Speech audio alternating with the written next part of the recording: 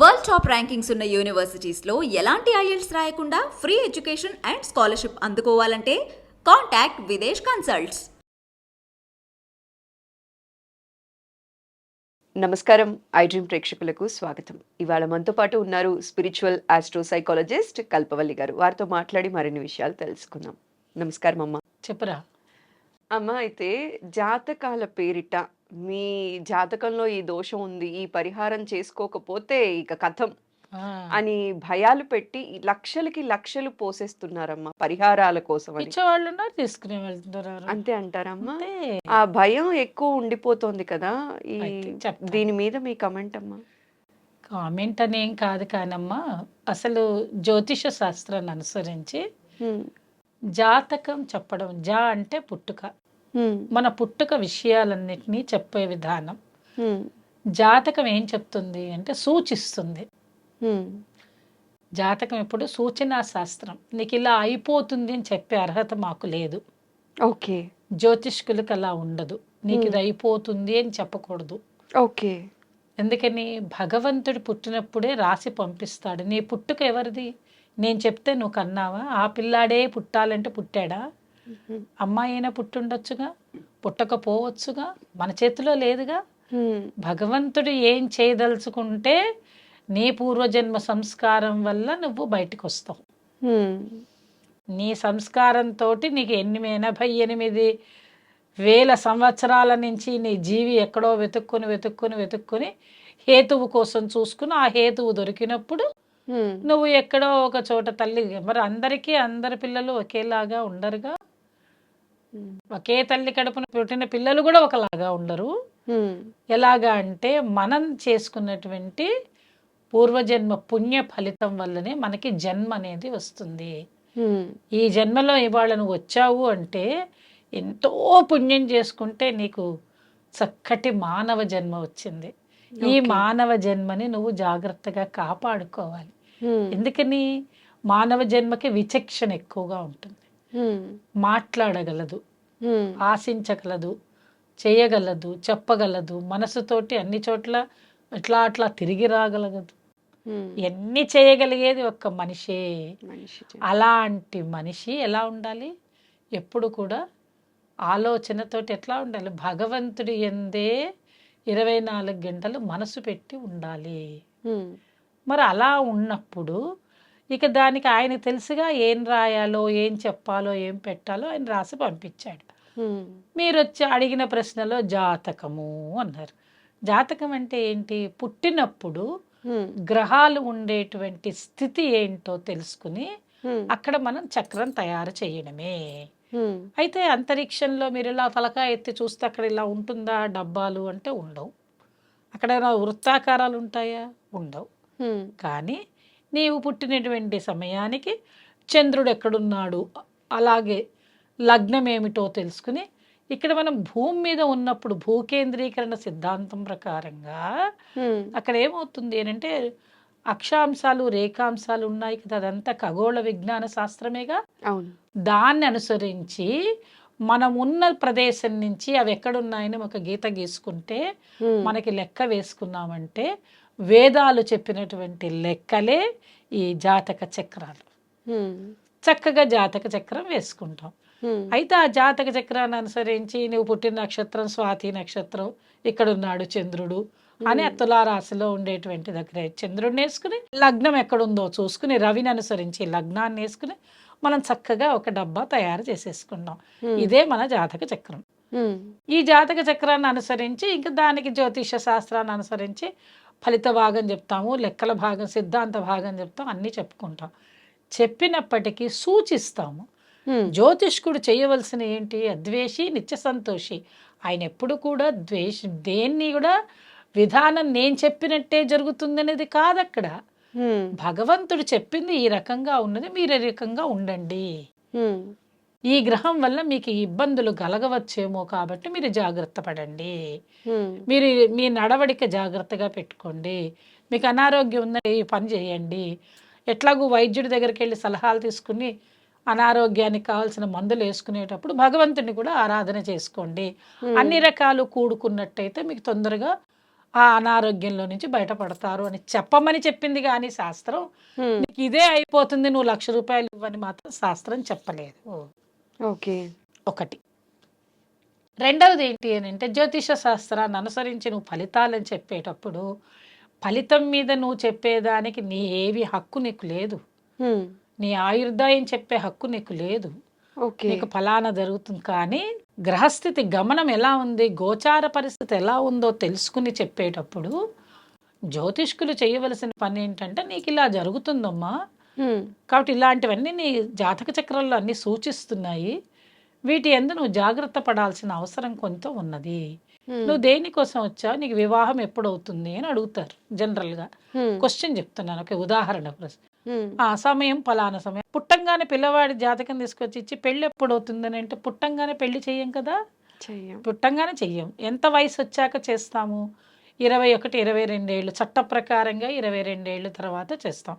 So మీరు 22 ఏళ్ల తర్వాత జాతకం ఏముంటుందనేది చూడగలగాలి. హ్మ్. చూసి 22 ఏళ్ల తర్వాత కదండి ఇప్పుడు ఏం తొందర ఉంది అప్పుడు చూద్దాం మనం అంటాం. హ్మ్. అది బాగుంటుంది. తర్వాత ఆ 22 ఏళ్ల తర్వాత వచ్చినటువంటి ఆ పిల్లవాడికి ఓ 23, 24 ఏళ్ళు వచ్చాక ఏమండి మా అమ్మాయికి వివాహాలు చూడమంటారా అడిగేవాళ్ళు కొంతమంది అయితే, హ్మ్. 30 ఏళ్ళు వచ్చాక మా అమ్మాయికి వివాహం కావట్లేదండి అని వచ్చి అడిగేవాళ్ళు కొంతమంది ఉంటే, హ్మ్. మనం దానికి సంబంధించినటువంటి గోచార పరిస్థితిని చూసి దశలు చూసిన తర్వాత హ్మ్. వివాహం అవుతుందా లేదా అన్న విషయాన్ని చెప్పాలే కానీ తప్పకుండా ఇదే రోజు ఇప్పుడే ఇదే లగ్నంలో ఇప్పుడే పెళ్ళి అవుతుంది అని నువ్వు చెప్పగలగడం అనేది తప్పు. ఓకే. అవుతుంది పెళ్ళి, హ్మ్. కాకపోతే కాదు పెళ్ళి ఇప్పుడే కాదండి, కొంచెం సమయం పడుతుంది, గ్రహాలు అనుకూలించటం లేదు అని చెప్పాలి. ఇవి నువ్వు చెప్పడానికి ఏదైనా గురుదక్షిణ ఇస్తే వాళ్ళు కనుక నీకు ఇచ్చారు, నీ జీవనోపాధి కావాలి అని అంటే 2, 3, 5 రూపాయలు తీసుకో. హ్మ్. దానికి నువ్వు భయపెట్టి ఈ రాహు నిన్ను ఇబ్బంది పెడతాడు, శని నిన్ను ఇబ్బంది పెడతాడు, ఈ కొన్ని పదాలను వాడతారులేండి, హ్మ్. ఆ పదాలు వాడి నాకు 1,00,000 రూపాయలు అవుతుంది జపాలు చేయండి, తపాలు చేయండి, పూజలు చేయండి అని తీసుకోవద్దు. హ్మ్. తప్పని పరిస్థితులు అయితే చేయాల్సి వచ్చేవి కొంతమంది ఎక్సెప్షన్ కేసెస్ ఉంటాయి, దానికేమి ఇబ్బంది లేదు, జరిగేవి జరుగుతాయి, వాటికి సవ్యంగా జరుగుతాయి, చేస్తారు. కొంతమందికి పెట్టుకునే స్తోమత ఉంటది, అంటే పెట్టుకుంటారు. లక్షలు అవుతాయంటే ఈ రోజుల్లో అనడానికి లేదమ్మా. నేను హ్మ్. నీకు ఎగ్జామ్ తర్వాత చెప్తా, 3వ ప్రశ్నలు అది కూడా చెప్తాను. హ్మ్. కాబట్టి భయపెట్టద్దు, భయపెట్టకూడదు కానీ ఫలితాన్ని చెప్పచ్చు, ఓకే. ఇలా ఉంటుందని చెప్పచ్చు, సూచనప్రాయంగా ఇలా సూచించవచ్చు. మూడవది ఏంటంటే మీరు అంటున్నారు చాలా మందిని ఇబ్బంది పెట్టి లక్షలు 20 లక్షలు 30 లక్షలు తినేవాళ్ళు కూడా ఉన్నారని మీ నోటీస్కి వచ్చుండొచ్చు. నేనేమంటున్నానంటే ఏదైనా ఒక పూజ కానీ ఏదైనా చెయ్యాలి అని అంటే ఈ రోజుల్లో ఒక బ్రాహ్మణుడు 5,000 లేనిదే రాడు. హ్మ్. అవునా కదా మీరు చెప్పండి. కనీసం మీరు ఎన్నో పూజలు చేస్తారు, అనవసరంగా మనము ఏ విషయాన్ని తప్పు పట్టకూడదు, హ్మ్. జ్యోతిష్యుల్ని తప్పు పట్టకూడదు, పురోహితుల్ని తప్పు పట్టకూడదు, అందరూ జీవనోపాధికి బతికే వాళ్ళే. అయితే ఏది అతి చెయ్యకూడదు. హ్మ్. ఒక పూజ చేయాలి, ఒక సత్యనారాయణ వ్రతం చేయాలంటే 5,000 తీసుకోకుండా ఎవడూ రారు. హ్మ్. అట్లా అంటే మేము ఇంట్లో క్యాసెట్ పెట్టి చేసుకుంటామండి అంటే అది మీ ఇష్టం అండి, దానికి ఎవరేం చేస్తారు, క్యాసెట్టే పెట్టుకుంటారు, మీరే చదువుకుంటారు, అది వేరే సంగతి. ఒక బ్రాహ్మడు అంటే మన చుట్టూ ఉండే అందరు అన్ని కుల వృత్తుల్ని చూడవలసిన బాధ్యత అందరికీ సమాజం మీద ఉన్నది కదా. మరి బట్టలు ఉతుక్కోవడం నీకు రాదా, నువ్వు చాకల్ని పెట్టుకోవట్లేదా, ఇస్త్రీ చేసుకోవడం రాదా, ఆ అమ్మాయికి ఇస్త్రీకి ఇవ్వట్లేదా, అంట్లు తోముకోవడం నువ్వు పుట్టుకతో నేర్చుకోలేదా, పని మనిషిని పెట్టుకోలేదా, నువ్వు ఏ వృత్తి వాళ్ళకి ఆ వృత్తినిచ్చి మనం చేయించుకోవట్లేదా. అలాగే మరి పురోహితం నేర్చుకున్న వాళ్ళు లేనిదే మనకి పురానికి హితం చెప్పేవాళ్ళు పురోహితులు. పురోహితులు. గుడి అన్న తర్వాత గుడి ఒక వ్యవస్థ, ఆ గుడికి ఒక పురోహితుడు కావాలి. అలాగే నీకు వివాహం చెయ్యాలి అంటే ఒక పురోహితుడు కావాలి, హ్మ్. ఎవరన్నా వచ్చి పెళ్లి చేయండి అనలేంగా. కాబట్టి ప్రతిదానికి ఒక వ్యవస్థ ఉన్నదో ఆ వ్యవస్థని మనం గౌరవించుకోవాలంటే వాళ్ళ ఫీజు వాళ్ళకి ఇవ్వాల్సిందేగా. హ్మ్. ఫ్రీగా ఇప్పుడు బ్రాహ్మడికి ఏమి ఇవ్వకపోతే వాడు ఎట్లా భోజనం చేయాలి, వాడి భార్య బిడ్డలను ఎలా పోషించుకోవాలి. కాబట్టి వాళ్ళు చేయవలసిన పని వాళ్ళు అతిగా చేయొద్దు. హ్మ్. ఇప్పుడు మోసం చేయాలనుకోవద్దు, బతుకు వద్దంటలేదు, నువ్వు బతుకు పక్కవాడిని కూడా బతికించండి. నువ్వు 5,000 ఇవ్వాల్సి ఉంటే 5,000 ఇవ్వండి, కానీ ఒక సత్యనారాయణ వ్రతానికి 10,000 ఇవ్వండి అంటే హాస్యాస్పదంగా ఉంటుంది, అందుకని ఎవరు చేయరు. అదేవిధంగా ఆబ్దికాలు ఉన్నాయనుకోండి, ఆబ్దికానికి 10,000 ఇవ్వండి అంటే ఎలా చేయగలుగుతావు, ఇవ్వగలిగిన వాడు ఇస్తాడేమో, ఇవ్వలేని వాడు ఇవ్వలేడుగా. కాబట్టి ఎలా ఉంటుందంటే మనం అడిగే విధానాన్ని బట్టి ఇచ్చేవాడిని బట్టి మనం తీసుకోవడంలో తప్పులేదు. అదే జాతకం పేరు చెప్పి వ్యవస్థని పాడు చేయకండి. జాతకం పేరు చెప్పి నీకేదో జరిగిపోయింది అని అనుకొని ఓ 20 లక్షలు ఇవ్వండి, 50 లక్షలు ఇవ్వండి అనే మాట తప్పు. కానీ అక్కడ ఏదైనా పూజలు చేయాల్సి వచ్చి ఓ 10 మంది పూజలు చేయాలనుకోండి, 11 మంది ఏకాదశి రుద్రాభిషేకాలు చేయాల్సి వస్తుంది, ఓ 10 రోజులు ఉండి చేయాల్సి వస్తుంది. వాళ్ళకి ₹1,00,000 ఖర్చు అవుతుంది. మీరు కళ్ళతో చూడండి, చేయించుకోండి, తప్పులేదు. మీరు చేయలేనప్పుడు వాళ్ళు చేస్తారు. అన్నీ మీరు చేయగలుగుతారా? చేయలేరు. కాబట్టి ఎప్పుడు కూడా మనం ఎదుటి వాళ్ళని తప్పు పట్టకండి. వీళ్ళు ఉన్నవాళ్ళు డబ్బులు ఎక్కువ ఇచ్చి చేయించుకోండి. ఒకవేళ లేనివాడు ఉన్నాడు, మీ ప్రశ్న వెంటనే నాకు అర్థమైంది. లేనివాడు ఉంటే ఏం చేస్తాడు? లేనివాడు ఏం చేస్తాడు? దగ్గరకు వచ్చి, అయ్యా నేను అయ్యగారితో చెప్పి, అయ్యగారు నేను ఇంత డబ్బులు ఇచ్చుకోలేను, నాకు అందరు బ్రాహ్మలకి 5,000 ఇవ్వాలని ఉండదు. కొంతమంది ఏం చేస్తారు, మేము ₹1,000 ఇవ్వగలుగుతామండి, లేదంటే 1,500 ఇవ్వగలుగుతా ఉంటారు. ఇచ్చేవాళ్ళకు కూడా చేసే పురోహితులు ఉన్నారు. అది తప్పులేదు. 4వ విషయం, మీరు అడిగిన చోట మోసపోతున్నారు అని ఒక పదం వాడారు మీరు. ఈ మోసపోవడం అనే పదం ఇద్దరు విషయాలలో వస్తుంది. ఎవరు మోసపోతున్నారు, ఎవరు ఇస్తున్నారు, ఎవరు మోసం చేయాలనుకుంటున్నారు. ఇప్పుడు జ్యోతిష్కుడు తప్పు కాదు ఇక్కడ. ఆయన జాతకంలో ఉండే విషయాలన్నీ చెప్పేస్తాడు. ఏమంటే మీరు ఫలానా వాళ్ళ దగ్గరికి వెళ్ళి పూజ చేసుకోండి, వాళ్ళు బాగా చేస్తారు, లేదా మీ ఇష్టం వచ్చిన చోట చేయించుకోండి అని ఈయన చెప్పి పంపించే జ్యోతిష్కులు ఉంటారు కొంతమంది. అక్కడికి వెళ్ళిన తర్వాత అతను ఏం చేస్తాడంటే మీడియేటర్ అయ్యి మధ్యలో ఒక పురోహితుడిని పెట్టి 10 మంది పురోహితులతోటి పూజలు చేయించి తీసుకునే వాళ్ళు కొంతమంది ఉంటారు. అది ఎవరు తప్పు? జాతకం తప్ప, జ్యోతిష్కుడు తప్ప, వ్యవస్థ తప్ప? మీరు వ్యవస్థను ఎందుకు తప్పు పడుతున్నారు? జాతకాలు తప్పు, జ్యోతిష్కుడు తప్పు, జీవన విధానం తప్పు, ఇదంతా మోసం, త్రాష్, జాతకాలు త్రాష్ అని ఎందుకు అంటున్నారు? తప్పు. ఈ మాట తప్పు. జ్యోతిష్యం ఎప్పుడు తప్పు కాదు. జ్యోతిష్యం అనేది దైవ విద్య. వ్యవస్థ ఎప్పుడూ తప్పు కాదు. అవస్థ పడడం, అవస్థ పెట్టడం తప్పు. మనం చేసే విధానంలో జ్యోతిష్యులు ఎప్పుడూ తప్పు కాదు. వాళ్ళు చెప్తారు. తెలిసి తెలియని వాళ్ళ దగ్గరికి నువ్వెందుకు పోవడం? బాగా చదువుకున్న వాడి దగ్గరికి వెళ్ళండి, తప్పేముంది? మొదటే బాగా చదువుకున్న వాడి దగ్గరికి వెళ్ళి, అయ్యా మేము బీదవాళ్ళము, మా దగ్గర డబ్బు లేదు, మేము ఇట్లా అవస్థ పడుతున్నాం, మీరేమన్నా మాకు చూడగలుగుతారా? చూస్తామంటే చూపించుకోండి. లేదు వాడు ముందరే వాడు 50,000 తీసుకురా, ₹1,00,000 తీసుకురా అంటే వాడి దగ్గర పోకండి. మీరు పోవడం ఎందుకు? వాడికి 50,000 నేను మా మెళ్ళో మంగళసూత్రం అమ్మి తీసుకెళ్ళి వాడికి ఇవ్వడం ఎందుకు? మళ్ళీ నేను మోసపోయానని చెప్పడం ఎందుకు? తప్పా కాదా? నువ్వు చెప్పమ్మా. మనమే తప్పు చేస్తున్నాం. మనం పోయి డబ్బులు ఇవ్వకండి. డబ్బులు లేవనుకోండి, మా దగ్గర డబ్బులు లేవండి, మీకు నమస్కారం, మేము చేయించుకోలేము, ఓకే, వదిలేసేయండి. There ends the matter. మీరేమో అన్నీ కావాలి, మీకు మళ్ళీ అన్ని విషయాలు కావాలి, వీళ్ళకి డబ్బులు లేకపోయినా.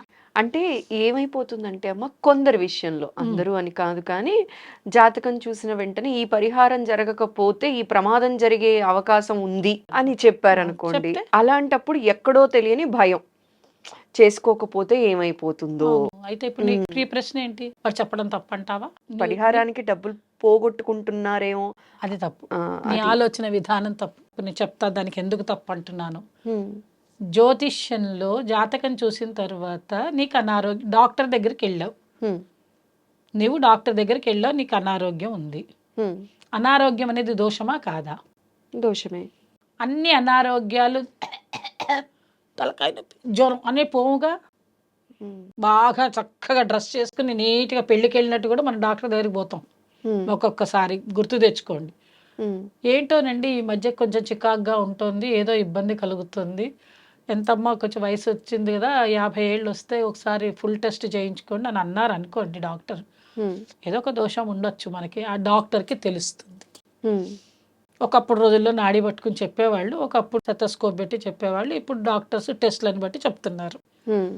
చెప్పిన తర్వాత డాక్టర్ అంటాడు, అమ్మా మీకు కాస్త ఇబ్బంది ఉంది, మీకు ఆడవాళ్ళకు సంబంధించిన అనారోగ్యం ఉన్నది, అందువల్ల మీకు కొంచెం తెలియకుండానే ఇటువంటివి జరుగుతున్నాయి, అందుకోసమని మీరు చెప్పుకోలేని పరిస్థితుల్లో మీరు ఉన్నారు. కొన్ని అన్ని విషయాలు చెప్పలేంగా బయటికి, ఇన్ కెమెరా ప్రొసీడింగ్స్లో ఉంటాం కదా మనం ఆడవాళ్ళం, ఎప్పుడు కూడా చెప్పాము. అయితే జాతకం చెప్పిన దోషాలు చెప్పిన ఆయన తప్ప, డాక్టర్ది తప్ప? చెప్పావు, డాక్టర్ చెప్పాడు. వెంటనే ఏం చేస్తుంది డాక్టర్ ఆవిడ? వెంటనే అమ్మాయి పలానా అయ్యో నాకు ఈ అనారోగ్యం ఉంది, ఇది రాబోయే రోజుల్లో ముదిరితే క్యాన్సర్ అవ్వచ్చని అంటున్నారు డాక్టర్ గారు అంటే తప్ప? రెండో ప్రశ్న, ఈ అనారోగ్యం ఇలాగే నీకు కనుక వైట్ డిశ్చార్జీలు అవి ఎక్కువ రోజులు అయ్యి బ్యాక్టీరియా పెరిగింది అని అంటే ఇప్పుడు నీకు వచ్చే సమస్యలో రాబోయే రోజుల్లో క్యాన్సర్ కిందకి దిగచ్చమ్మా. కాబట్టి ఇబ్బంది కలగచ్చు. నువ్వు లేడీ డాక్టర్ని సంప్రదించి దీనికి సంబంధించిన మందులు అవి వాడాలి, దీనికి ఇంత ఖర్చు అవుతుంది అంటారు. అప్పుడు ఆవిడ దోష పరిహారం చేసుకోవాలా వద్దా? డాక్టర్ చెప్పిన దోషం నేను అనేది, డాక్టర్ చెప్పిన దోషము డయాగ్నోస్ అంటాం ఇంగ్లీష్లో, పరిహారం అనేది ట్రీట్మెంట్. చేసుకోవాలా వద్దా? చేసుకోవాలి. చేసుకుంటాము. నా దగ్గర డబ్బులు లేవండి, నేను బీదదాన్నండి, దోషమని నన్ను మోసం చేశారండి అని నువ్వు ఎవరికైనా ఇల్లు చెప్పుకున్నా నీ అనారోగ్య వ్యవస్థ నీకే ఉంటుంది. రాబోయే రోజులు బ్యాక్టీరియా ముదురుతుంది, అనారోగ్యం వస్తుంది, సఫర్ అవుతావు నువ్వే. డాక్టర్కి ఏమైంది? ఏమీ కాలే. వైద్య శాస్త్రానికి ఏమైంది? ఏమీ కాలే. ఆ టెస్ట్ చేసిన విజయ డయాగ్నోస్టిక్ సెంటర్కి వాడికి ఏమైంది? ఏమీ కాలే. అనుభవించింది ఎవరు? చెప్పిన మాట కూడా వినకుండా అనుభవించిందని నువ్వు, కాబట్టి నీకే అనుభవం, నువ్వే దుఃఖపడతావు. ఇదే సేమ్ మెథడాలజీ జ్యోతిష శాస్త్రంలో కూడా ఉంటుంది. ఎలాగా?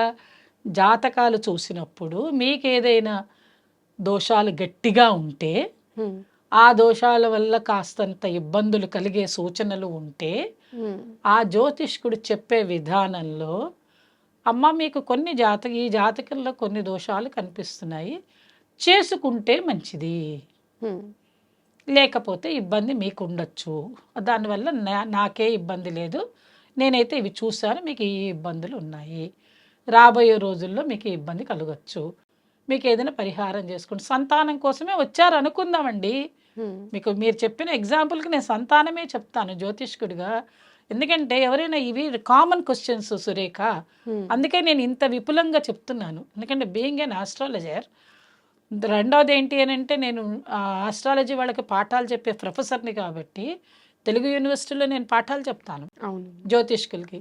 వాళ్ళ పిల్లల్ని జ్యోతిష్కులుగా తయారు చేస్తున్నాను. జ్యోతిష్కులు అయిన వాళ్ళు కూడా వస్తారు మా దగ్గరికి. నేను ఎవరిని మోసం చేయొద్దని చెప్తాను. నా దగ్గరికి వచ్చిన స్టూడెంట్స్ని మీరు ఇంటర్వ్యూ చేయొచ్చు. వాళ్ళకి పాఠాలు చెప్పేటప్పుడు సూచనలని మాత్రమే మీరు చెప్పాలి అంటాను. సూచన ఇది, ఈ ఫలానా వాళ్ళు నీ దగ్గరికి వచ్చారు, సంతానం కలుగుతుందా లేదా, సంతానం కలుగుతుందా అని అడిగినప్పుడు 10 ఏళ్ళు అవుతుంది పెళ్ళయి, సంతానం కలుగుతుందా అంటే వాళ్ళ దగ్గరికి వచ్చినప్పుడు ఆ జాతక చక్రంలో దోషాలు ఉండవచ్చు. ఏమేం దోషాలు ఉన్నాయో అది నువ్వు చెప్పగలిగే స్థితిలో నువ్వు ఉంటే, అమ్మా మీకు ఈ దోషాలు ఉన్నాయి, మీరు పరిహారం చేసుకోవాలి, చేసుకోకపోతే సంతానం కలగదు అంటే ఫలితం రాదు. మీరు చేసుకోదలుచుకుంటే చేసుకోండి, ఫలానా చోట చేసుకోండి, ఫలానా గుడికి వెళ్ళండి, ఫలానా పని చేయండి, ఇలా చేస్తే బాగుంటుంది, దానికి కావాల్సిన రెమెడీస్ మనం చెప్తాం. ఇష్టమైందంటే వాళ్ళు చేయించుకుంటారండి, ఇష్టం లేదనుకో చేయించుకోరు. దానివల్ల సంతానం కలగలేదనుకోండి మన నష్టపోమని చెప్పామా వాళ్ళని? పరిహారాల వల్ల అన్ని సమస్యలకి పరిష్కారం దొరుకుతుందమ్మా. అది ఆకలేసింది, ఆకలేస్తుంది, అన్నం తినాలా? ఏం తినాలి? అన్నం తినాలి. అన్నం దొరకలేదు. నేను ఎంతో దూరం నుంచి, నేను విజయవాడ నుంచి ఐ డ్రీమ్స్ ఛానల్కి వచ్చాను, డిస్కషన్స్ చేద్దామని వచ్చాను ఒకరోజు. కానీ వచ్చిన తర్వాత నాకు ఇక్కడ ఆకలేసింది. ఆకలేయడం నా తప్ప? నా స్వతహాగా ఆకలి అనేది మనిషికి ఉంటుంది.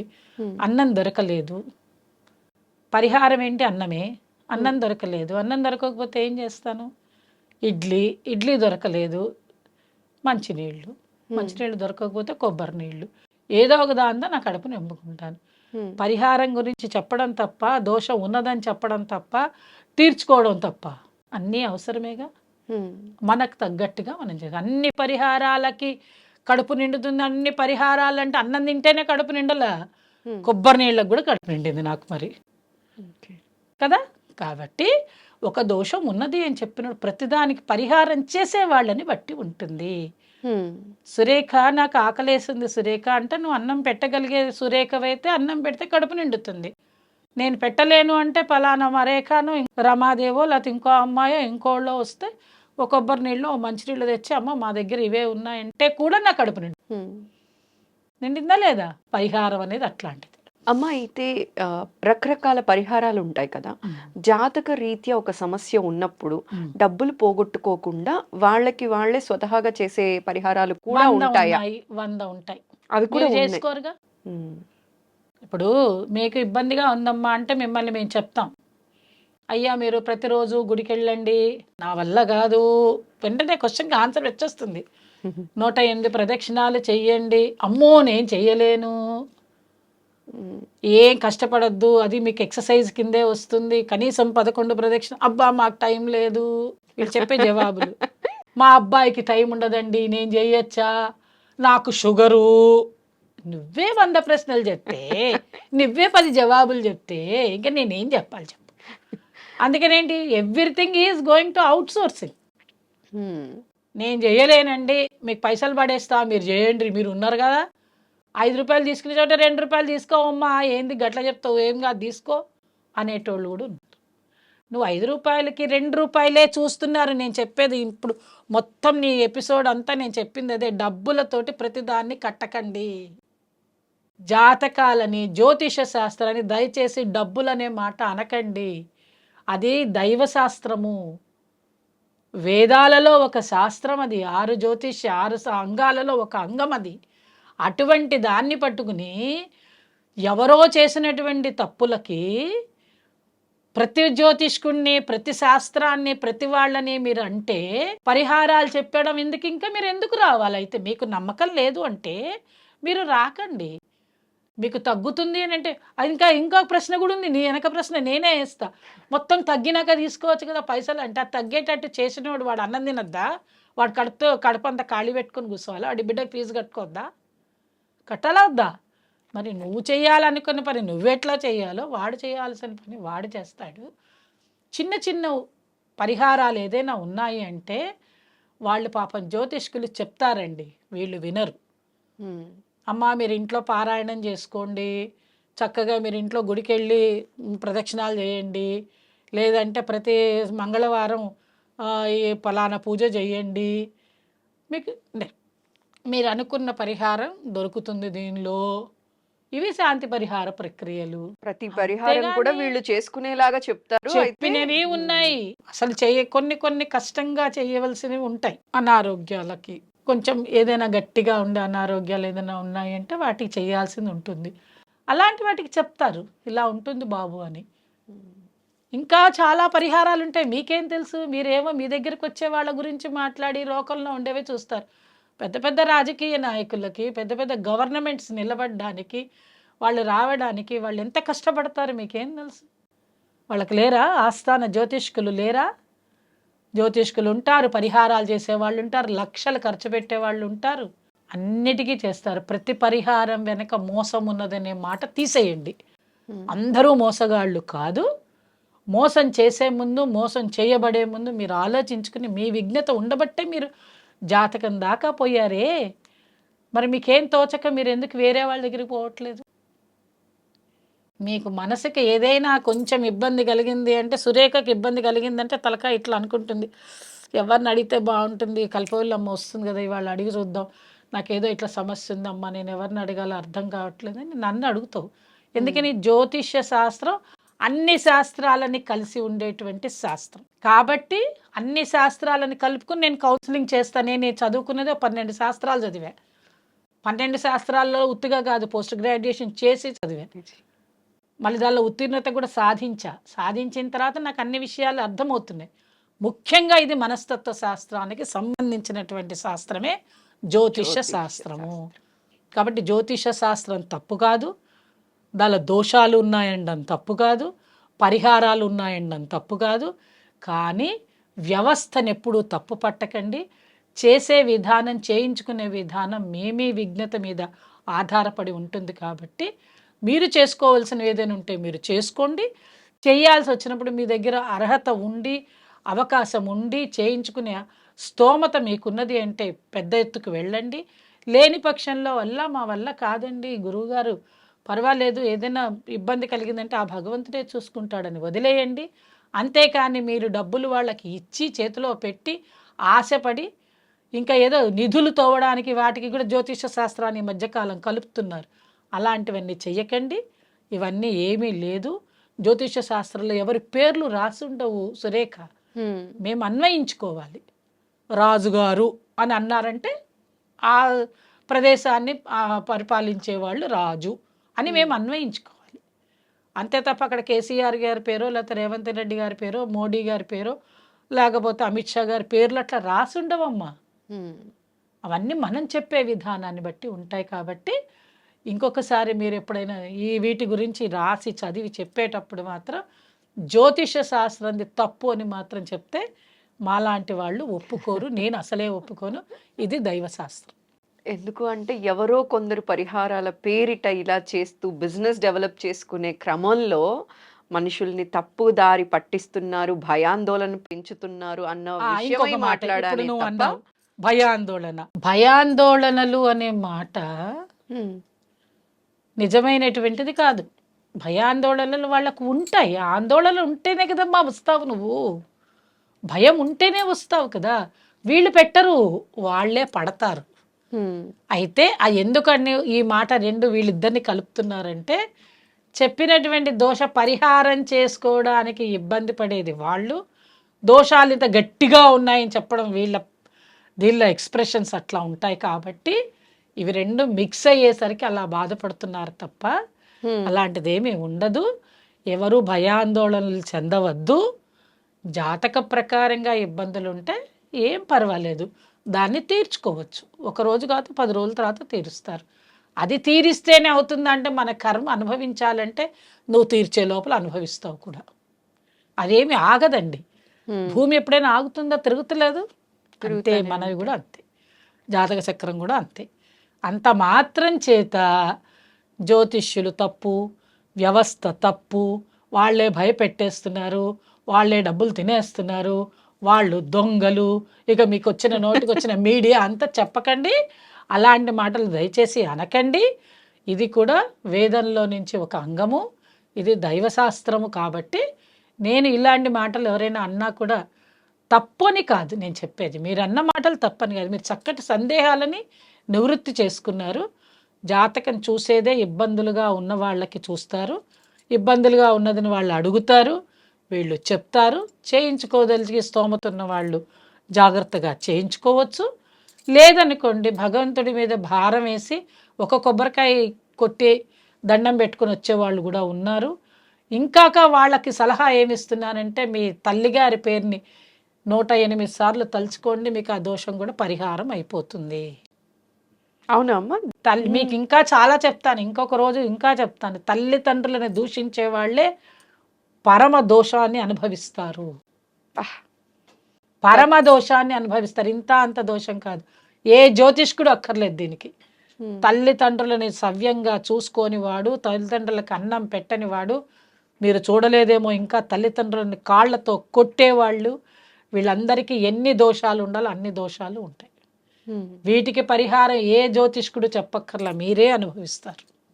అలా చేసిన వాళ్ళే అనుభవిస్తారు. కాబట్టి తల్లిదండ్రుల్ని ఎప్పుడు కూడా ప్రత్యక్ష దైవాలుగా చూసి వాళ్ళని గౌరవించి వాళ్ళని ప్రతి నిమిషం వాళ్ళని ధ్యానిస్తూ వాళ్ళని నిద్ర లేవగానే వాళ్ళకి దండం పెట్టుకుని వాళ్ళు ఉంటే వాళ్ళకి సవ్యంగా వాళ్ళకి అన్నం పెట్టండి.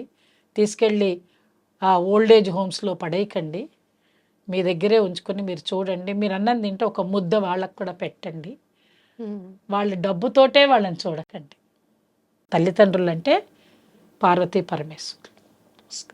థ్యాంక్ యూ సో మచ్ అమ్మ. ఎందుకు అంటే బియ్యంలో రాళ్ళు ఎలా కామనో ప్రతి వ్యవస్థలో కూడా ఎక్కడో ఒక దగ్గర ఎవరో ఒకళ్ళు బిజినెస్ కోసం అని చెప్పి తప్పుదారులు పట్టడం వల్ల వ్యవస్థకే ఇలాంటి కలంకం వచ్చింది అని చెప్పి చాలా మంది సందేహాల్ని చక్కగా నివృత్తి చేసినందుకు మరోసారి ప్రత్యేక ధన్యవాదాలమ్మా. నమస్కారం.